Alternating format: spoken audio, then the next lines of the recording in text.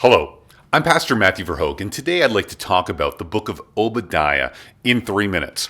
Obadiah is a prophecy given to the Israelite people after the destruction of Jerusalem and the temple by the Babylonians in 592 BC. But instead of this prophecy being about the principal actors in the demise of Jerusalem, this is a prophetic denunciation of Edom.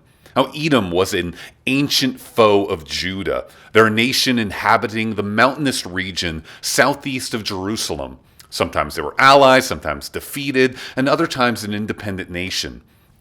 Edom is related to the Israelites, going back to the twin brothers Jacob and Esau.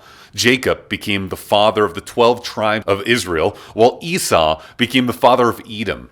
During the siege of Jerusalem, Edom allied with the Babylonians. On the day of destruction, Obadiah says, on the day that you stood aloof, on the day that strangers carried off his wealth and foreigners entered his gates and cast lots for Jerusalem, you were like one of them.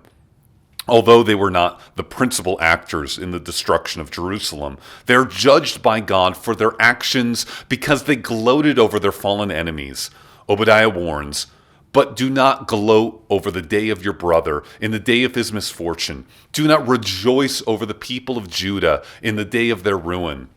God cares for the righteous and the wicked.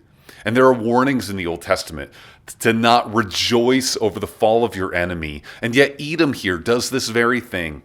You see, this enrages God because God even loves his enemies. He gives rain on the just and the unjust. This is the gospel. God loved the world even when it didn't love him back and died on the cross to make the unrighteous righteous. In Edom, gloating over their enemy, they bring the wrath of God on their own head.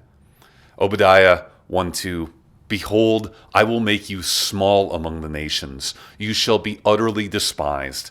Here we see God's defense of his people, even when they're down. Jerusalem is destroyed because of their rebellion against God. And yet, even as they're carried off into exile under God's judgment, God still cares for and defends them.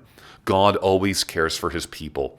The final promise of Obadiah is that God himself will rule the kingdom as a holy nation. Savior shall go up to Mount Zion and rule Mount Esau, and the kingdom shall be the Lord's. Ultimately, God's people must receive this promise by Jesus Christ, to be made holy by his blood, to be adopted into the family of God, and to live today under his rule and reign until we welcome him to be our king forever.